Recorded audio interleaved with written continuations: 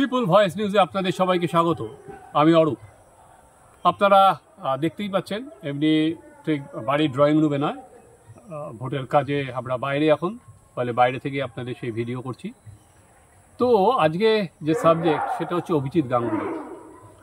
অভিজিৎ গাঙ্গুলি আপনারা জানেন এবার তমলুকে বিজেপি প্রার্থী, তিনি বিচারপতির পদ ছেড়ে উনি জয়েন করেছেন।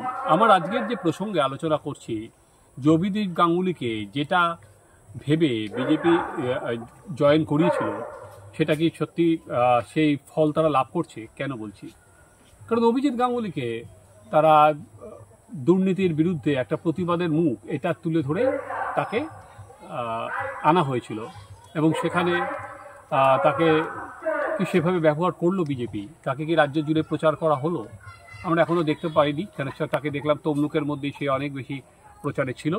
এবং যে কারণে আজকে আমি এটা করছি সেটা হচ্ছে, এই প্রথম কোনো প্রার্থীকে 24 ঘন্টার জন্য তার নির্বাচনী প্রচার বন্ধ করে দিল নির্বাচন কমিশন।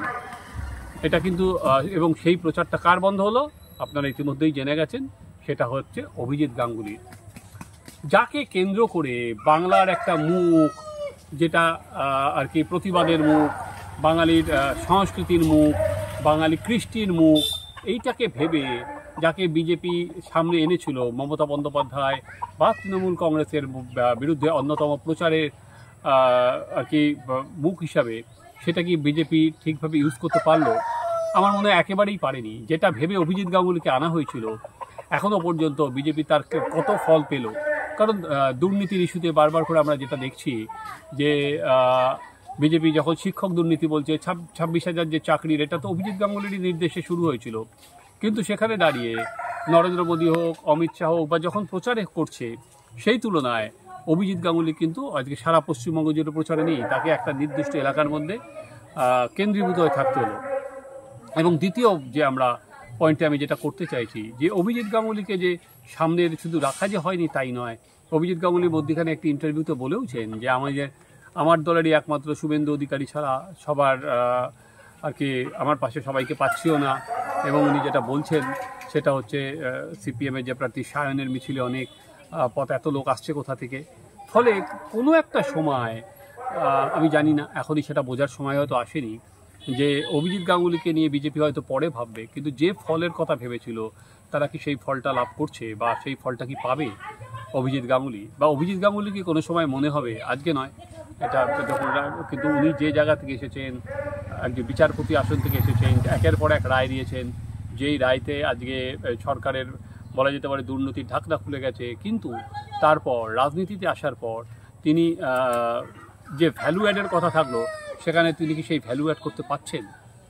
সেটা আমার মনে হয় না এখনও পর্যন্ত। বরঞ্চ উনি যেভাবে আর কি বাঙালি যেভাবে তার মুখ থেকে কথা শুনতে চেয়েছিল, আমার মনে হয় সেটা বোধহয় কোথায় আঘাতপ্রাপ্ত হয়েছে। কিন্তু যে ভাষায় উনি মমতা বন্দ্যোপাধ্যায়কে আক্রমণ করেছেন, যে কুরুচিকর ভাষায়, এটা কিন্তু কোনো সময় কেউ সাপোর্ট করে না। আমি তৃণমূলেরটা যদি সমালোচনা করি, একজন সমালোচক হিসাবে অভিজিৎ গাঙ্গুলি যদি সেটা সমালোচনা করেন, ফলে তারও নিজের বক্তব্য অনেক বেশি সংস্কৃতি মেনে চলা উচিত, যাতে কুরুচি বা যে ভাষা উনি প্রয়োগ করছেন তাতে সংযত হওয়া উচিত।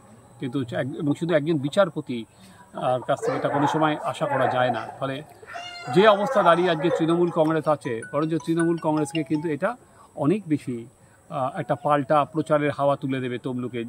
কারণ আমরা ইতিমধ্যেই দেখেছি, দেবাংশু টুইট করেছে, সিপিএম প্রচার করছে, 24 ঘন্টা যখন প্রচার বন্ধ থাকবে, যদিও আর একদিন মাত্র সময়সীমা, তার মধ্যে এই প্রচারটা হয়তো কিছুতে তো এফেক্ট করবে। তার থেকে বেশি যেটা এফেক্ট করবে, অভিজিৎ গাঙ্গুলি সম্পর্কে লোকের যে ভাবমূর্তি, যে একটা ইমেজ, উনি একটা প্রায় ভগবানের মতো ইমেজ ক্রিয়েট করেছিলেন পশ্চিমবঙ্গে, দুর্নীতির বিরুদ্ধে ভগবান, যে একা দুর্নীতিকে ভেঙে দিতে চাইছেন, সেখানে দাঁড়িয়ে যে ইমেজ উনি ক্রিয়েট করেছিলেন, সেই ইমেজে বোধহয় কোথাও ধাক্কা খেলো।